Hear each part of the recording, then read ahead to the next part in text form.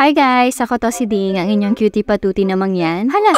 Ang feeling! For today's video nga po mga ka-warrior, ay meron ang nagpa-appointment sa atin na client. Yes! Thankful nga niho tayo ngayong araw dahil meron na namang nagtiwala sa atin. Abay, gagalak-galak nga niho ang puso ko dyan dahil may pangtustos na naman. Hoy! Ang bait ko na naman din eh. Nakapag-prepare na pala ako dyan mga ka-warrior ng ating mga gagamitin. As usual ho, nalinis at nasanitize na natin lahat yan. Iniintay ko na lang nga niho si client na dumating dahil tapos na rin ho ako mag-stencil. In-avail po pala ni client yung ating promo. Promo? Yun yung 3 minimalist for 1,000 only. Hala!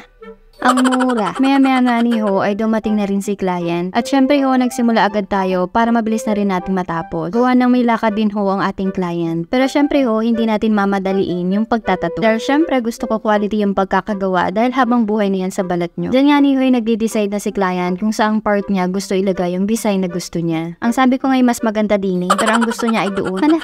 Pala decision si self. Pero syempre, si client pa rin ang masusunod. Tamang alalay lang tayo. Diyan nga ni minarkahan ko na kung saang part niya gusto. And using stencil solution, nilagyan na natin yung part na tatatuan. After that, ikalat lang natin sa part na sakop ng design. At bugs, idikit mo na. Kasama po pala ni client ang kanyang jowa belt. Hoy!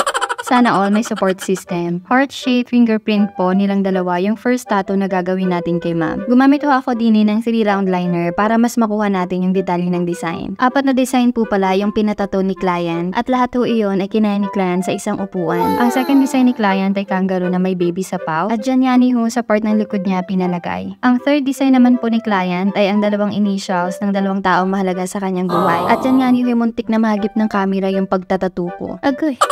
Ano na yan? At ang last tattoo ni madam ay 3 hearts with different colors. Diyan nga niyo sa part na yan ay medyo nasasaktan na si client. Kaya ang ginawa ko, mas binaon pa natin. Hala!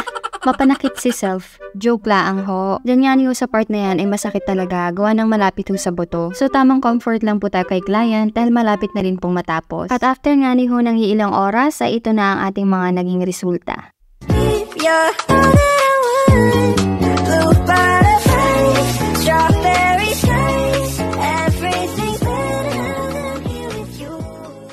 Sa mga gusto kong magpatato ay i-visit nyo lamang po ang aking page, Inkfinity Tattoo Studio. Like and share na rin po mga ka-warrior. Salamat!